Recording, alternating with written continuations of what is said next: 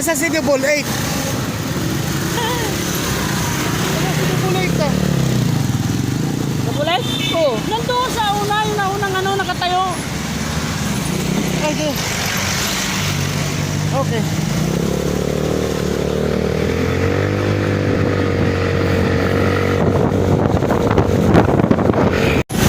Alright. So, mula kaninang umaga, may mga apat na nakapitan ang nasamahan ng Union para ma-cover natin. Kasama sa mga misyon ng kabalikat ngayong araw na to ang magka-crowd control at the same time sumabay sa lahat ng politiko na tumatakbo bilang kapitan. And ngayong hapon, ano to sir? Team Hasan? Alright. And pinilit nating masundan kasi medyo mabilis yung takbo ng kanilang motorcade kasama ko sa 1160. At asan ang grupo nila na? Double A? Dito. Okay, babain ko. Okay. Alright. So, isa sa mga kasama sa ticket ay ang team ni sa Double 8.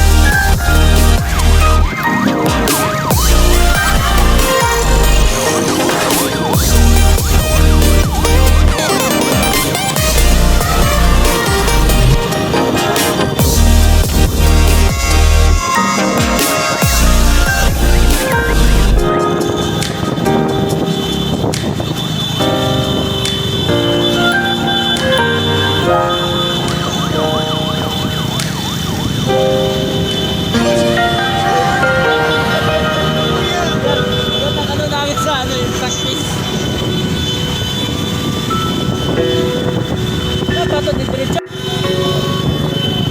You know, it's PG yan, oh, it's PG. It's PG yan.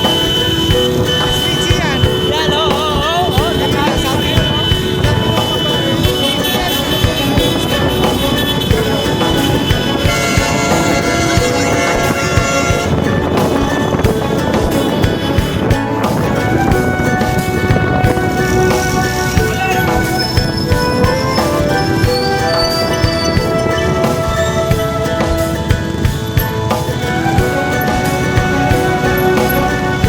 isa sa mga tumatakbo ng kagawad dyan sa Team Hasal ay ang aming National Director na si Elixir Rivera, si alias Double 8. At yan ay nasa unahan ng float na yan. And of course, all-out support din po ang Kabalikat-Net Philippines Malaya dito po sa kandidatura ng aming mahal na director.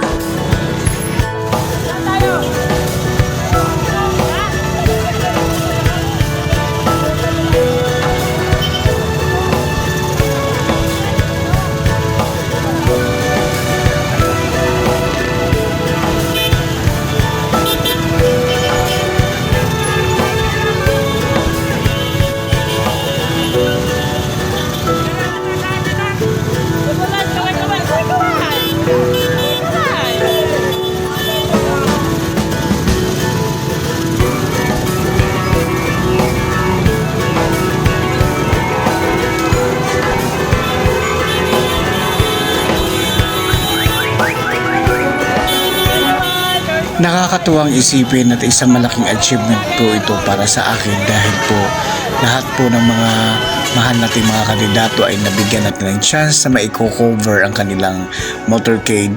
At maraming salamat po sa lahat ng mga pilot na nasakyan ko para lang magkaroon ng coverage ang mga kanya-kanyang motorcade. At sana po lahat po ng hindi ko na-mention dito sa vlog ay maintindihan ninyo po na ang pag-i-edit ay hindi po ganun ka basta-basta kasi I'm running out of time at kailangan kong ma-upload itong video na to real time para po pagdating sa election day. And ang bottom line po dito is gaano man kadami o kaliit ng mga supporters na sumasama sa motorcade ay babalik pa rin natin sa kanilang mamamayan kung saan sila nasasakop ang pagkakataon na sila po ay itanghal at bubutuhan ng kanilang mga constituents o kaya mga mamamayan kung saan sila nabilong na barangay. And good luck po sa lahat ng tumatakbo, lalong-lalo na sa mga opisyalis po mula po sa Kabalikat-Net Philippines Malaya Incorporated. Ano man ang mangyari, manalo matalo, panalo pa rin kayo sa puso namin. And thank you sa mga national officers, sa mga advisors, kagaya kay Sir Bakery One, na maghapon po yan na nasa lansangan. Kami po ang magkakateam, lahat po ng mga national officers ng Kabalikat-Net para lang po masubaybayan ang kanilang motorcade at least magkakaroon po ng crowd control dito po sa nasabing motorcade ng lahat ng mga tumatakbo ng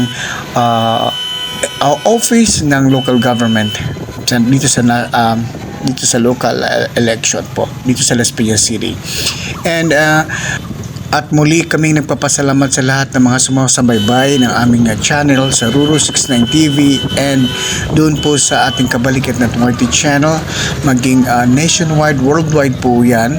At thank you so much po sa lahat ng mga nanonood at well, I think this is for just a moment na umpisa pa lang po ito sa mga laban po ng mga taong tumatakbo po into office dito sa local government natin ng buong Pilipinas. Sana po suportahan din po natin yung ating YouTube channel. And of course, I think I have all the footages for the day. Thank you so much guys for the big support in our all channels like Ruru69 TV and the Kabalikat-Net channel. And I think that's all for today. Enjoy the rest of the day and have a good one. Thank you. Bye.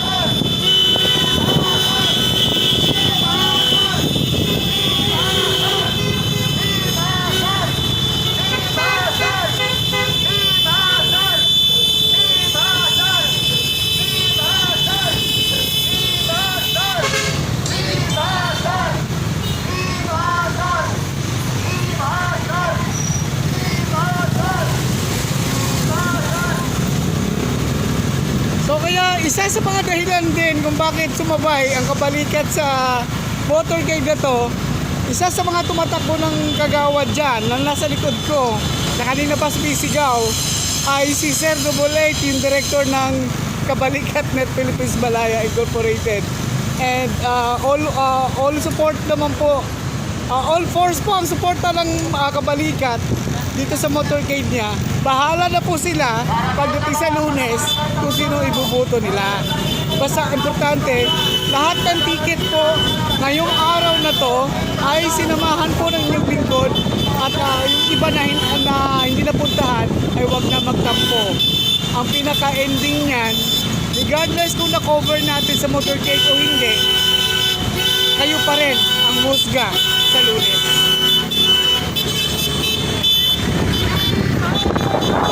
Okay, Sir 1160, salamat. Okay, mga katropa, regardless kung marami man ang sumama sa motorcade o maliit o konti lang, ang higit po na magdidesisyon po ay ang taong bayan. Kayo po ang pinaka mahalaga sa lahat. Kayo po ang magdidesisyon kung sino po talaga ang napupusuan nyo na iboboto nyo sa darating na halalan. Yan po yung sa ngayong Lunes. Kasi po, ang inyong lingkod, sinamahan po ang mga katropa natin. Sinamahan po sila magmula sa kagawad, kapitan. Pero baliwala po lahat yun. Ang effort po ng mga katropa natin, kahit na sumusuporta po tayo, ang nasasakupan pa rin ang pinaka last na magdidesisyon. And nasa inyo po mga kamay ang pagdesisyon po, kung ano po yung nasa puso nyo, bahala po kayo.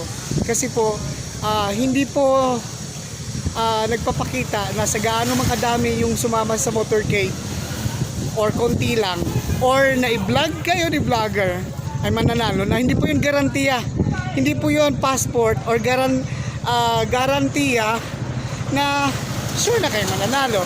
Kasi ang ending yan, ang bottom line yan ay kayo pa rin mga taong bayan na kung saan nasasakop itong mga politiko na sinasamahan namin dito sa pagka-crowd control ng Kabalikat. Kayo pa rin po. Nasa inyong mga kamay po ang pagdidesisyon. Maraming salamat po at hanggang sa muli po ninyong pag-aantabay. Tingnan natin.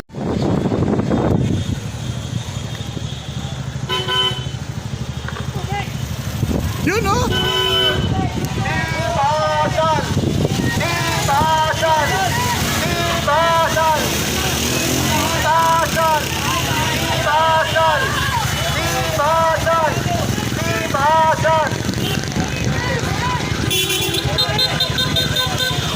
Tunasan po tayo sa darating na halalan.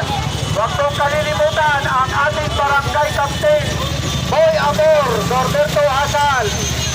Para sa pagbabago po ng ating barangay, Talon 1. At ang ating ST Chairman, Lord C. Tinatanong niya, At ang kanyang sinisitan niya tayo kung may papel ba tayo sa ating ginagawa at anong purpose po ng pagsama po ng Kabalikat Net sa motorcade na yan. So, it's either nairita siya or curious siya or talagang umeepal lang. Di ko lang alam.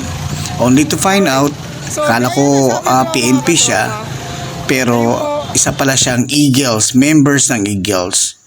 So, sir, bakit po kaya naisipan yung tanongin kami kung gaano ka-legal itong ginagawa namin? Kayo po ba kaya? Meron po kaya kayong basihan sa pagtanong? Wala nga pong PNP na sumita sa amin dyan. Pero, ganun pa man, maayos pong sinagot ko ang kanyang tanong na ang role po ng Kabalikat sa araw na yan ay pagkakaroon ng crowd control. Pinanindigan ko po yan na ang pagka-crowd control ay hindi ibig sabihin may pinapanigan na kaming politiko. Hindi ibig sabihin na meron na kaming ini-endorse yung politiko. Nasa tao pa rin yon kung sino ang iboboto nila. Regardless kung ano man ang ginagawa namin sa Kabalikat, pagmamalasakit po yan. Ang isang striking word lang na tanong niya doon is that, binabayaran ba ang mga Kabalikat Net para sumama sa motorcade? It's a no. it's a no. Kung mayroon mang ibinibigay, panggas lang yon, pero it's a big no. So, gusto ko po malaman sa iyo, mga taga-Eagle, wag ganon. Bago kayo manita, tingnan nyo muna kung gaano kahalaga ang presensya ng aming mga katropa. Salamat! I think that's all for today. Enjoy the rest of the day and have a good one. Bye!